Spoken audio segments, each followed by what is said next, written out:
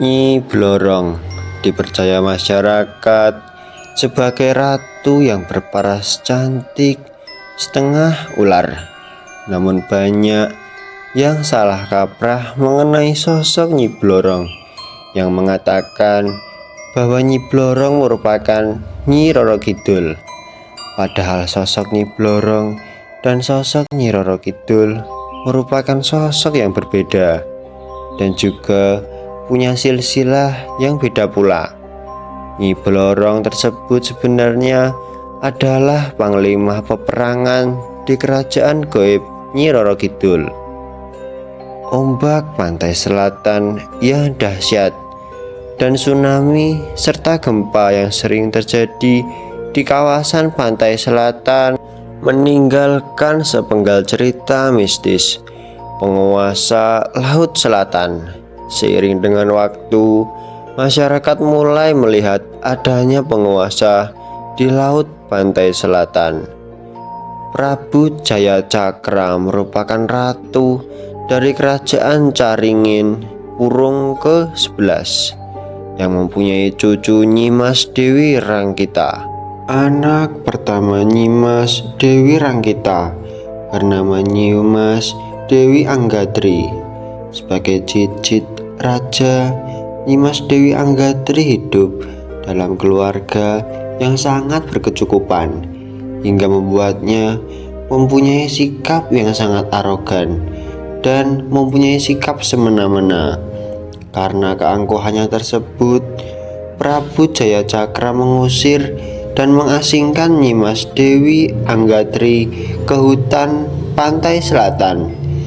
Nyimas Dewi Anggadri merasa sedih dan terpukul atas peristiwa diusirnya itu, hingga dia memutuskan untuk memasuki gerbang alam gaib milik Nyi Roro Kidul.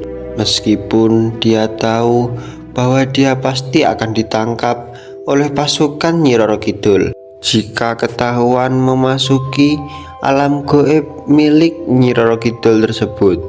Setelah ditangkap, Nyimas Dewi Anggadri dihadapkan kepada Nyi Roro Kidul. Di sana dia menceritakan kesedihannya dalam hidupnya tersebut yang membuat Nyi Roro Kidul menjadi iba. Kemudian Nyi Roro Kidul mengangkat anak Nyimas Dewi Anggadri dan mengubahnya namanya menjadi Nyi Blorong. Dia juga diberikan kesaktian siluman ular kepada Nyimas Dewi Anggadri.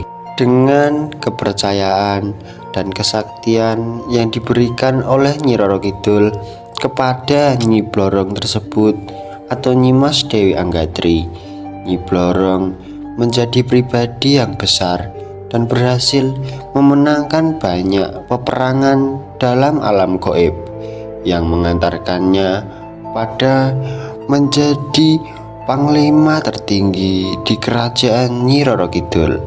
Selain termasyhur di kerajaan Nyi Roro Kidul, Nyi Blorong juga terkenal di alam manusia dan dikenal sering melakukan kerjasama dengan pengikutnya dalam berbagai hal yang umum dilakukan oleh masyarakat Jawa pada masa lalu.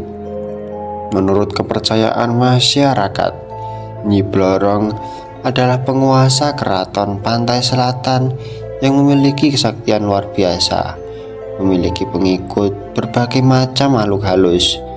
Konon, Nyi Blorong memang ditugaskan untuk menyesatkan manusia agar terjerumus pesugihan dan menjadikan manusia sebagai budak-budaknya yang taat kepada Nyi Blorong.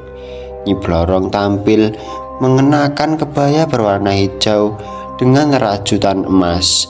Kain panjang berwarna emas tersebut konon merupakan perwujudan sosok aslinya, yaitu ular raksasa. Pada saat bulan purnama, kecantikan dan kesaktian Nyi Blorong mencapai puncaknya. Akan tetapi, saat bulan mengecil, Nyi Blorong akan kembali ke wujudnya yang semula, yaitu ular raksasa. Serat Centini menyebutkan bahwa Nyi Blorong yang cantik adalah putri dari Ratu Angin-Angin. Ia dinikahkan dengan Joko Linglung setelah calon suaminya itu berhasil membunuh buaya putih penjelmaan dari Prabu Dewata Cengkar. Nyi Blorong dipercaya dapat mendatangkan kekayaan bagi orang yang tertarik mengajaknya untuk bersekutu. Setiap kedatangan Nyi Blorong, maka Nyi Blorong akan meninggalkan kepingan-kepingan emas di tempat ia menemui orang yang menjalin hubungan dengan Nyi Blorong. Sebagai imbalannya memberikan emas tersebut. Konon sebenarnya emas tersebut merupakan sisik-sisik tubuhnya Nyi Blorong. Pesugihan dengan Nyi Blorong dipercaya membutuhkan tumbal arwah manusia untuk dijadikan pengikutnya Nyi Blorong. Saat ajal, arwah pengikutnya itu akan menjadi bagian dari penghuni keraton gaib Laut Selatan untuk selamanya.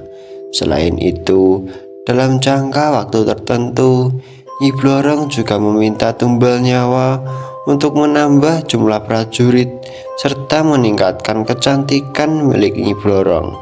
Sebagian spiritualis menganggap bahwa Nyi Blorong sama dengan Nyi Roro Kidul, tetapi versi tersebut dibantah sebagian ahli supranatural yang lainnya, bahwa Nyi Blorong lebih berwujud sebagai putri ular yang ditugaskan untuk menggoda manusia dan menyesatkan manusia dengan cara-cara pesugihan. Hal itu berbeda dengan sosok Ratu Kidul yang berwatak baik hatinya.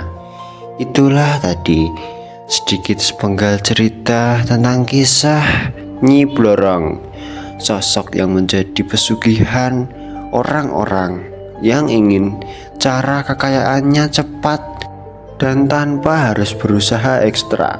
Semoga kita tetap dalam golongan hamba Allah yang baik, serta dalam lindungan Allah, serta dalam lindungan jalan yang benar. Sekian, terima kasih buat kalian semua yang udah nonton video ini dari awal sampai akhir. Tentunya buat kalian semua, jika suka tentang konten video ini, jangan lupa klik tombol like dan subscribe. Dan jika kalian tidak suka tentang konten video ini, kalian juga boleh dislike video ini. Kami tidak akan keberatan. Sekian, terima kasih buat kalian semua. Di sini selaku kami pembuat konten video ini pamit untuk undur diri.